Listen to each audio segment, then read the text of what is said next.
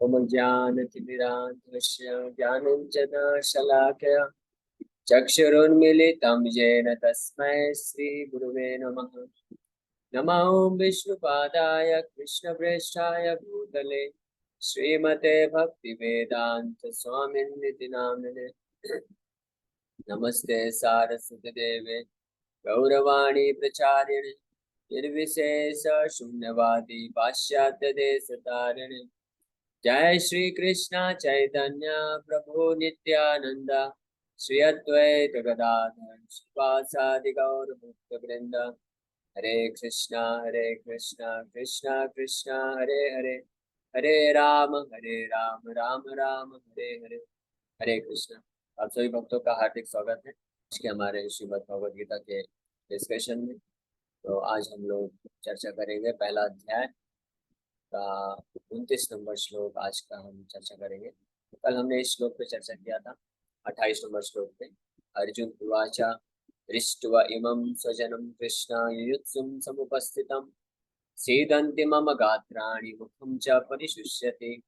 इसमें हमने काफी विस्तार से चर्चा किया और देखा कि किस प्रकार से जब अर्जुन जैसी अवस्था में कोई व्यक्ति आ जाता है जिसको देहात्म बुद्धि बोलते हैं, यानी अपने आप को शरीर समझना, और इस भ्रम में पड़ने के बाद व्यक्ति जो अपने हमारे असली स्वजन है जो कि कृष्ण है, क्योंकि हम कृष्ण के ही अंश हैं। कृष्ण 16वें अध्याय में बोलते हैं ममैवांशो जीवलोके जीवभूता सनातन, कि इस संसार में इस पूरे जगत में जितने भी जीव हैं सब मेरे सनातन अंश हैं। यानी हम सब जो है कृष्ण से संबंधित, हमारा कृष्ण से डायरेक्ट संबंध है।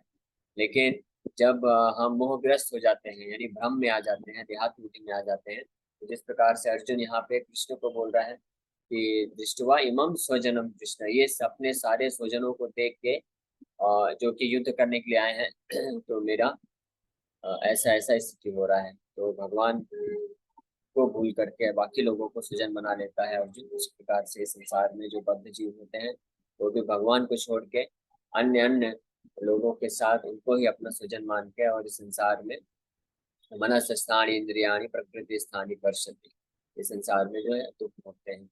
तो अब अर्जुन के आगे की क्या अवस्था, अर्जुन आगे बोल रहे हैं इस प्रकार से। अभी अर्जुन इस मोहग्रस्त होने के कारण उनके शरीर की क्या अवस्था हो रही है इसका वर्णन कर रहे हैं। पिछले श्लोक में अर्जुन बोलते हैं सीदंती मम गात्राणी, गात्राणी मतलब मेरे अंग जो है कांप रहे हैं। मुखम च परिशुष्यति, और मेरा जो है मुख मुख सूखा जा रहा है। तो ये जो है बहुत ही अजीब स्थिति है।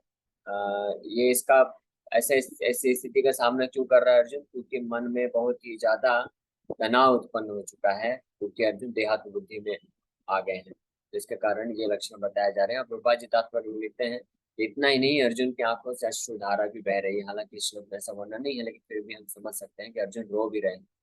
फिर आगे बोल रहे हैं वे पथुश्च शरीरे में रोमहर्षश्च जायते गांडीवं शंसते हस्तात् त्वक्चैव परिदह्यते।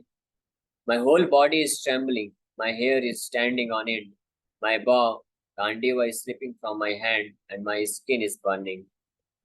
तो आगे और आगे आगे बता रहे हैं कि मेरा पूरा शरीर जो है ट्रेम्बलिंग मतलब कांप रहा है, कप कपी आ रही है, और पूरे शरीर में जो अर्जुन के रोम हर्षस जायते, रोम जो है उस खड़े हो गए हैं।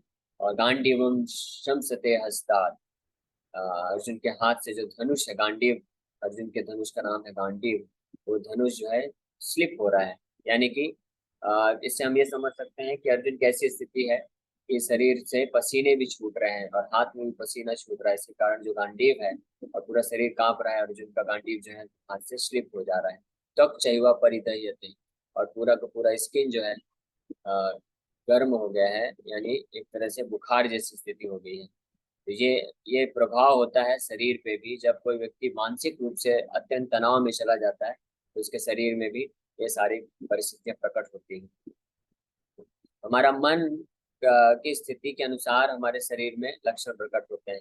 जब कोई व्यक्ति बहुत क्रोधित होता है तो उसका आंख लाल हो जाता है, होंठ कांपने लगता है, शरीर जो है कांपने लगता है, कंपन आ जाती है। इस प्रकार से जब कोई मानसिक तनाव में होता है तो उसके शरीर की ऐसी अवस्था होती है।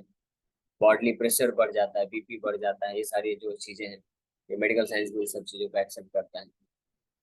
तो तात्पर्य में प्रभुपाद जी लिखते हैं, there are two kinds of trembling of the body and two kinds of standings of the hair on end. ये जो जितने भी शारीरिक लक्षण अर्जुन प्रदर्शित कर रहे हैं, शरीर कांपना और शरीर के बाल खड़े हो जाना, ये भी दो प्रकार से होते हैं। जैसे कोई व्यक्ति रोता है तो दो प्रकार से रोता है, खुशी के आंसू होते हैं और एक दुख के आंसू होते हैं। दुख के जो आंसू होते हैं उनका जो टेम्परेचर होता है ज्यादा होता है, यानी गर्म होते हैं, और जो सुख के आंसू होते हैं वो ठंडे होते हैं। ये इस लक्षण से पता चलता है कोई व्यक्ति सुखी सुख के मारे, बहुत आनंद के मारे रो रहा है या दुख के मारे रो रहा है। उसी प्रकार से शरीर का कांपना और शरीर में बाल का खड़ा होना भी ये दो प्रकार से होता है। Such phenomena occur either in great spiritual ecstasy और out of great fear under material conditions. जब कोई बहुत ही ज्यादा भौतिक तनाव में फंस जाता है, उस अवस्था में भी उसका शरीर कांपता है, पसीने छूटते हैं और मुंह सूख जाता है और शरीर के रोम जो है खड़े हो जाते हैं।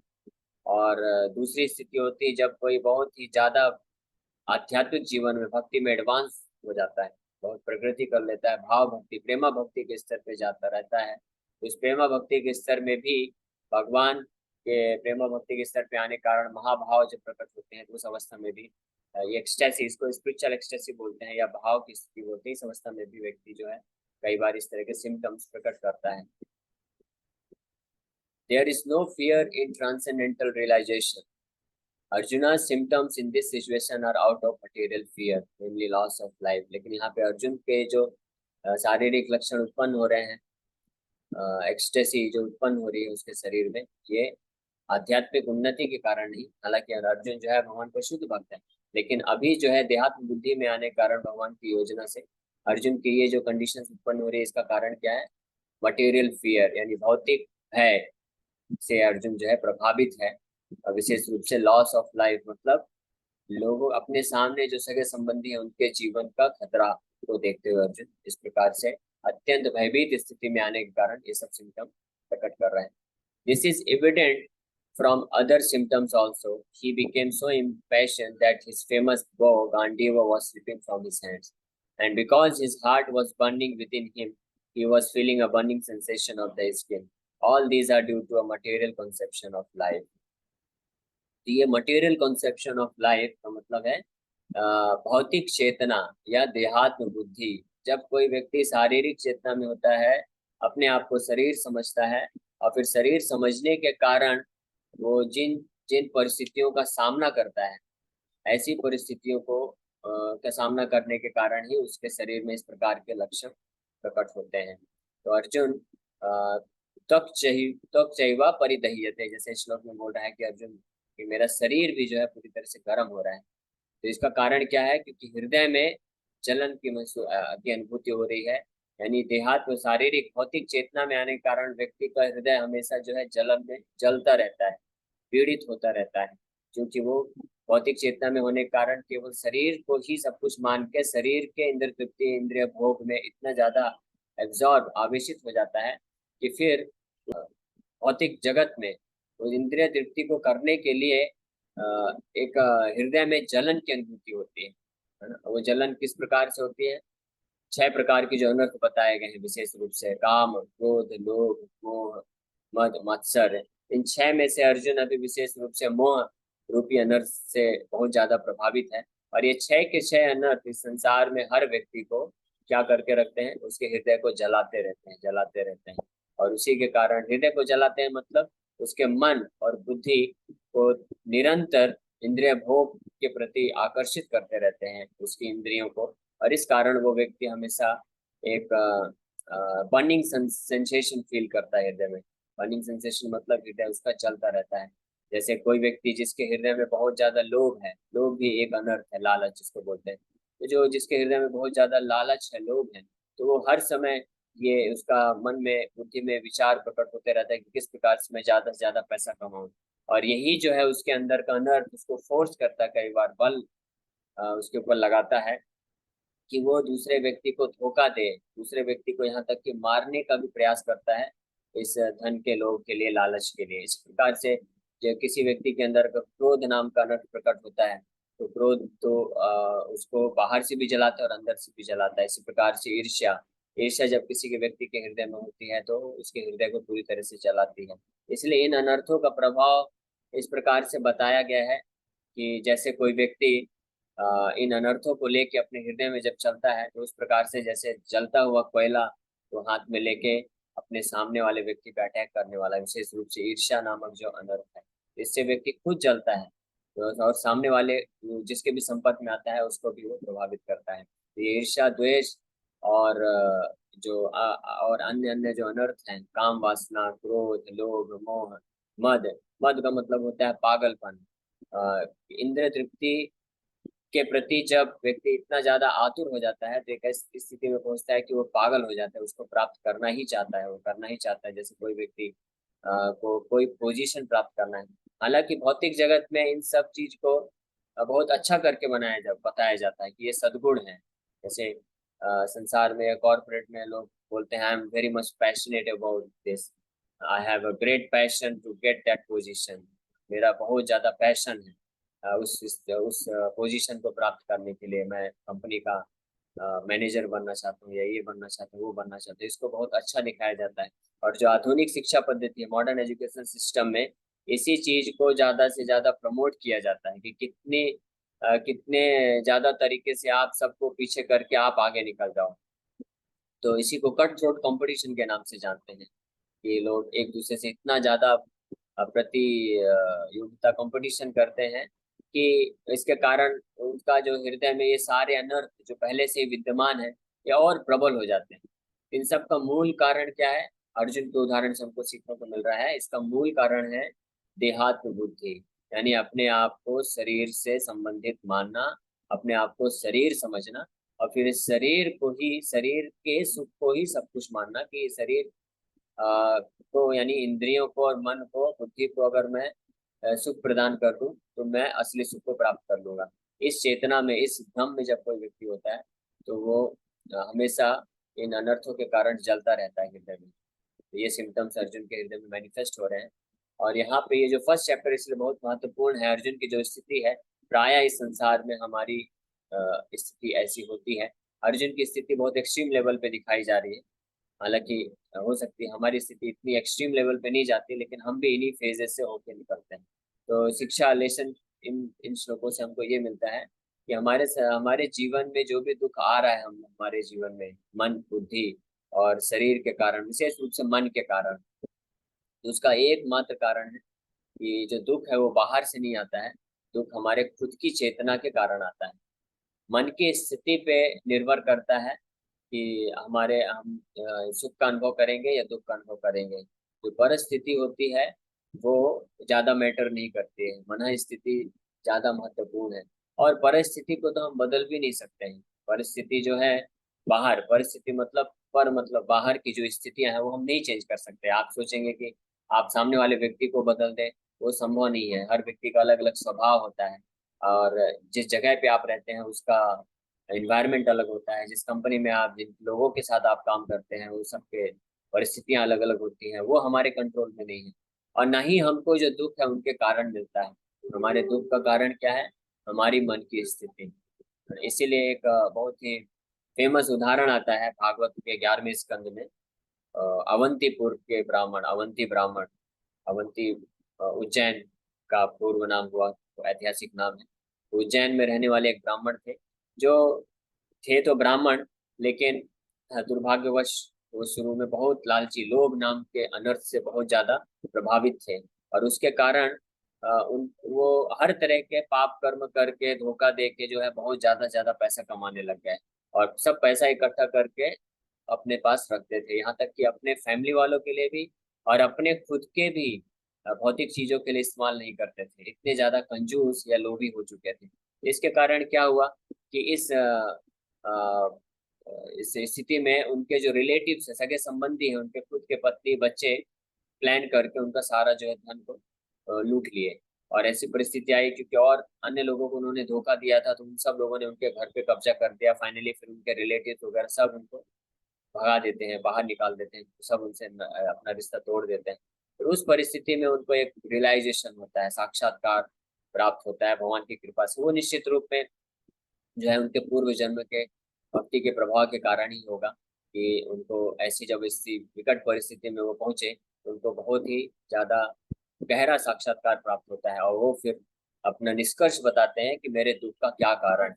और फिर उनकी ऐसी अवस्था हो चुकी थी कि जिन जिन लोगों को उन्होंने धोखा दिया था तो वो सब लोग उनको आके फिर दंडित करते थे, परेशान करते थे, गाली देते थे, डांटते थे, क्रोधित होते थे। कई कई लोग तो उनके ऊपर थूकते थे, उनके ऊपर पानी फेंक देते थे, वो खाने बैठते थे तो उस खाने में टॉयलेट कर देते थे, उनके पास रहने का घर नहीं होता था, इधर उधर भटकते रहते थे। तो इस अवस्था में जाके फाइनली वो ये निष्कर्ष देते हैं कि मेरे जो दुख का कारण है ये लोग नहीं है, मेरे दुख का कारण ये ग्रह नक्षत्र नहीं है, मेरे दुख के कारण देवी देवता लोग नहीं है, मेरे दुख का कारण मेरे खुद के पूर्व कर्म भी नहीं है। यहाँ तक भी वो बोलते हैं। प्राय हम लोग ये समझते हैं या ये सत्य बात है कि हमें हमारे पूर्व कर्मों के कारण ही हमको सुख दुख प्राप्त होता है। लेकिन ये अवंती ब्राह्मण इस गहरे साक्षात्कार में पहुंचे कि मेरे कर्म, मेरे दुख का कारण मेरे पूर्व कर्म भी नहीं है, मेरे ग्रह नक्षत्र भी नहीं है, और ये जो लोग मुझे बाहर से दुख दे रहे हैं ये लोग भी नहीं है। तो फिर कारण कौन है? मन एवं मनुष्यानाम कारणम बंध मोक्षयो। मेरा मन ही है जो मुझे सुख या दुख देता है। मेरे मन की स्थिति के अनुसार ही मुझे दुख मिलता है या सुख मिलता है। मेरे मन की स्थिति जब होती है देहात्म बुद्धि की, यानी अपने आप को शारीरिक चेतना में रखने, ऐसी स्थिति होती है, ये चेतना होती है, शारीरिक चेतना होती है जब मन में, तब जो है व्यक्ति को दुख की अनुभूति होती है। जब मन में वो बहुत सारी भौतिक इच्छाओं, अनर्थों को पाल पोस के बड़ा करता है, काम क्रोध लोभ मत मत्सर, इन अनर्थों के कारण, इन भौतिक इच्छाओं के कारण उसका मन जो है हमेशा तड़पता रहता है, और इसी के कारण वो हमेशा डिस्टर्ब रहता है। लेकिन जैसे ही कोई व्यक्ति इस भ्रम से दूर हो जाता है, अपने आप को इस भगवत गीता के ज्ञान से, शास्त्रों के ज्ञान से, भक्तों की मदद से, भगवान की कृपा से, भगवान की साधन भक्ति करके जब इस कृपा, भगवान की कृपा को प्राप्त करता है, इस निष्कर्ष पे पहुंचता है कि वास्तव में मैं ना तो ये शरीर हूँ, ना तो मन हूँ, ना तो बुद्धि हूँ। मैं इस संसार में एक फॉरेन लिविंग एंटिटी हूँ, मैं फॉरेनर हूँ, यहाँ पे एक विदेशी हूँ, ये असली घर है ही नहीं मेरा।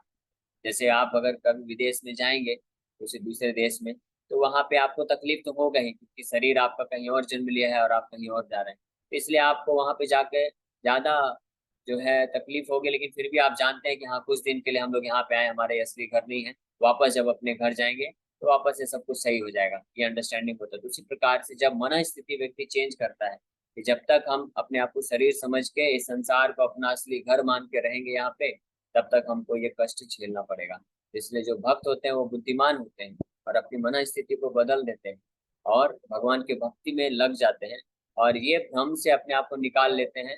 इस संसार में हम जो है दुखों को मिटा सकते हैं, है ना। इस संसार के दुखों को आप मिटा नहीं सकते हैं, क्योंकि ये संसार ही है दुखालय में शाश्वत। हमारा मेन उद्देश्य है, जो कि हम अभी सीखेंगे अर्जुन के माध्यम से। अर्जुन जब इस चेतना में पहुंच रहे हैं, तो जब अर्जुन अभी खुद अपने शब्दों में सब वर्णन कर रहे हैं, और आगे चल के फिर भगवान जब अर्जुन को लेसन देंगे, उपदेश देंगे, तो सबसे पहला चीज यही बताएंगे कि अर्जुन तुम ये शरीर नहीं हो, तुम आत्मा हो, और तुम जो ये मानसिक स्थिति का सामना कर रहे हो क्योंकि तुम भौतिक स्तर पे हो। तो आध्यात्मिक जगत, आध्यात्मिक स्तर में जाने के लिए जरूरी नहीं कि आपको ये शरीर छोड़ के इस भौतिक जगत से आध्यात्मिक जगत जाने की जरूरत है।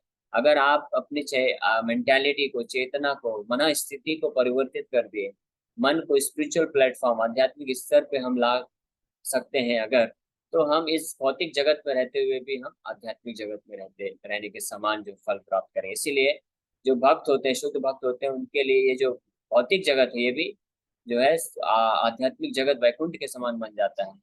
विश्वम पूर्ण सुखायते, त्रिदश आकाश पुष्पायते, कैवल्यम नरकायते। तो ऐसे महान भक्त के लिए जो कि आध्यात्मिक स्तर पे होते हैं, अपने आप को इस भौतिक जगत का नहीं मानते हैं और अपने आप को ये शरीर नहीं समझते हैं, अपनी ट्रू आइडेंटिटी, असली वास्तविक पहचान की मैं शाश्वत आत्मा हूँ, भगवान का नित्य दास हूँ, इस स्तर पे जब जो व्यक्ति होता है, तो उनके लिए जो मोक्ष की धारणा है, कैवल्यम नरक के समान होती है। उनके लिए जो स्वर्ग है वो आकाश पुष्पायते, आकाश में पुष्प के समान, यानी एक जो है आकाश में पुष्प होता नहीं है, एक झूठा सपने के समान लगता है।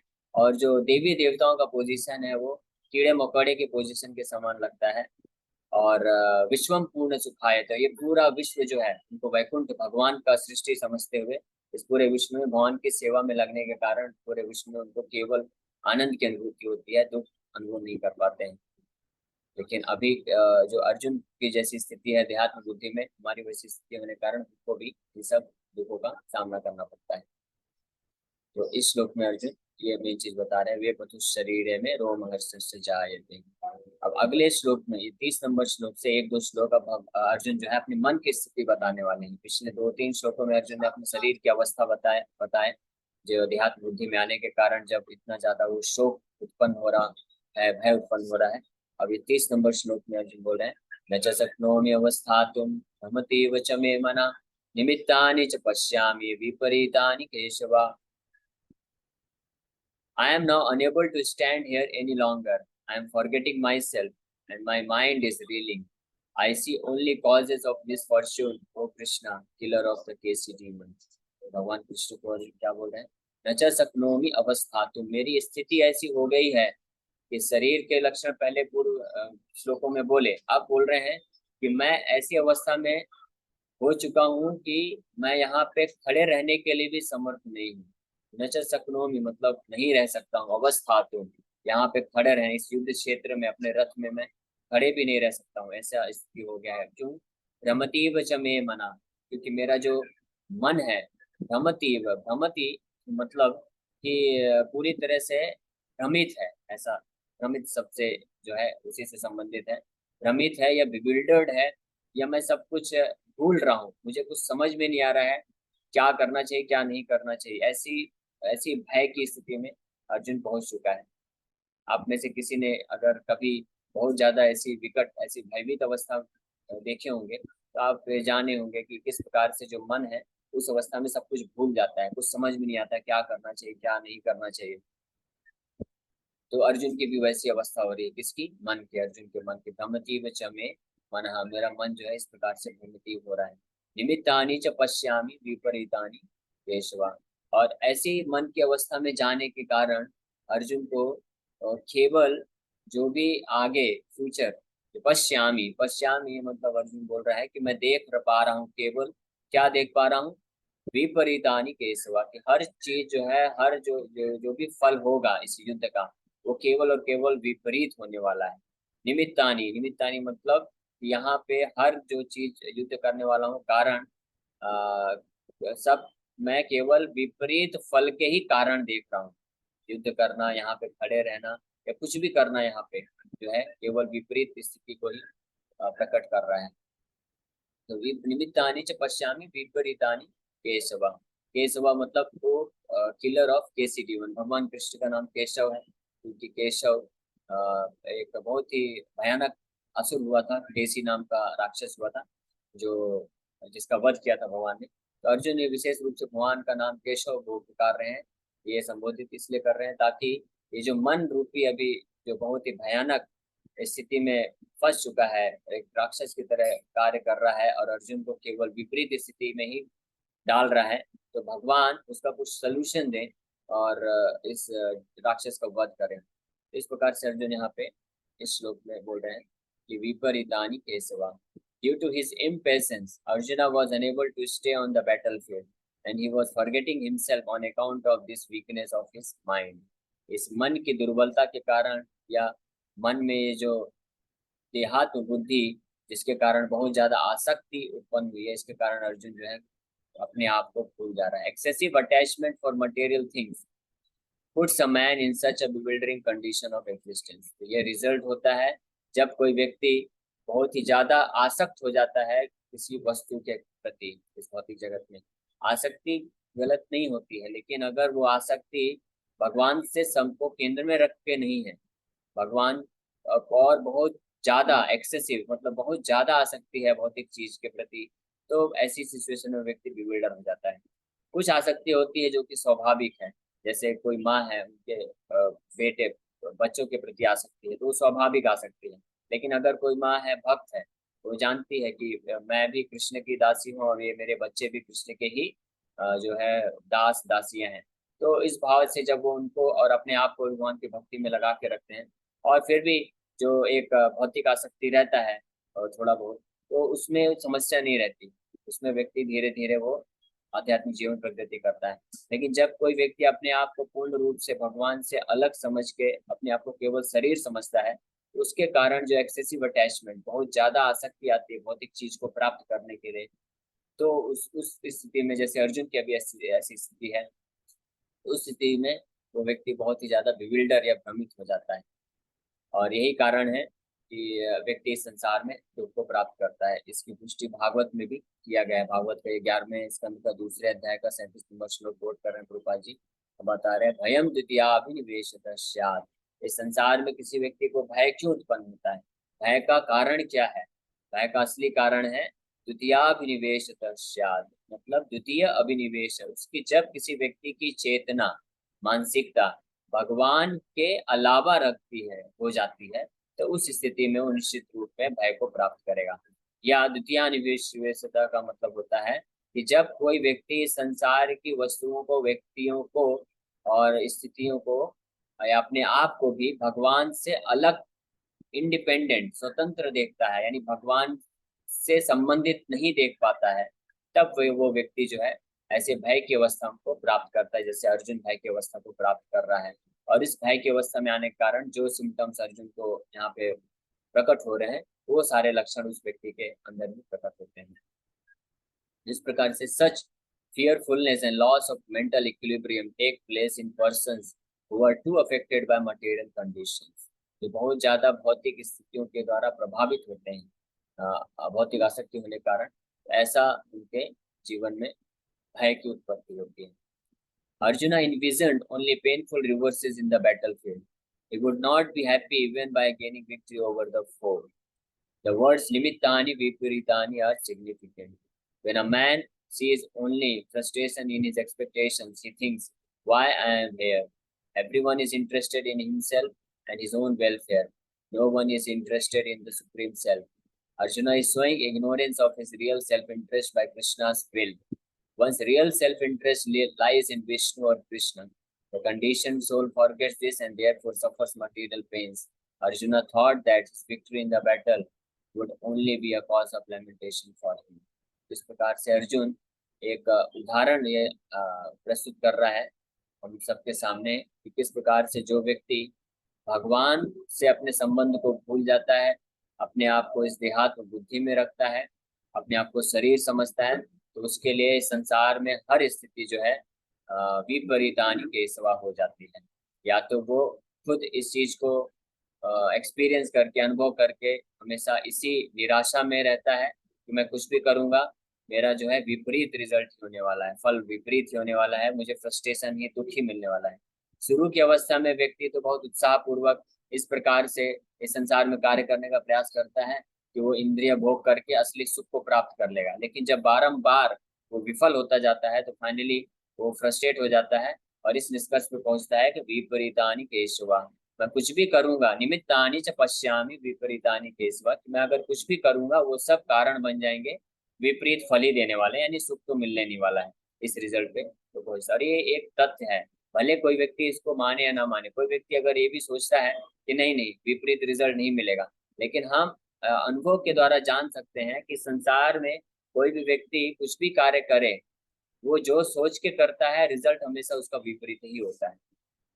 जैसे उदाहरण के लिए, हर व्यक्ति संसार में सोचता है कि मैं अपने शरीर को हमेशा स्वस्थ बना के रखूं, शरीर को मैं healthy, strong, stout and young ऐसा बना के रखूं, नौजवान शरीर रहे मेरा, हमेशा सुंदर दिखे और हमेशा स्वस्थ रहे, हेल्दी रहे और अच्छा स्ट्रांग रहे, बलशाली रहे। लेकिन हम क्या देखते हैं, ये सब और इसी के कारण, इसी के लिए, इसी के हेतु व्यक्ति अलग अलग कार्य करता है, शरीर का देखभाल करने के लिए अलग अलग हर तरह का कार्य करता है। लेकिन हम क्या देखते हैं, निमित्तानि च पश्यामि विपरीतानि केशवा, रिजल्ट क्या होता है, एंड रिजल्ट विपरीत ही होता है। कोई व्यक्ति कितना भी शरीर का ध्यान रखे, कुछ सालों में, कुछ साल मतलब 15 साल, 20 साल, 25 साल, 30 साल, 40 साल के बाद ये शरीर को बूढ़ा होना ही होना है, शरीर में व्याधियां आती ही आती हैं, फिर शरीर अंततः जो नष्ट होता ही होता है। इस प्रकार से रिजल्ट क्या हो जाता है, विपरीत हो जाता है। कोई व्यक्ति सोचता है कि मैं ये कार्य करके और ये सफलता प्राप्त करके, पोजीशन प्राप्त करके मैं असली सुख को प्राप्त कर लूंगा, और वो सुख प्राप्त किस प्रकार से करना चाहता है, इंद्रिय भोग के द्वारा करना चाहता है।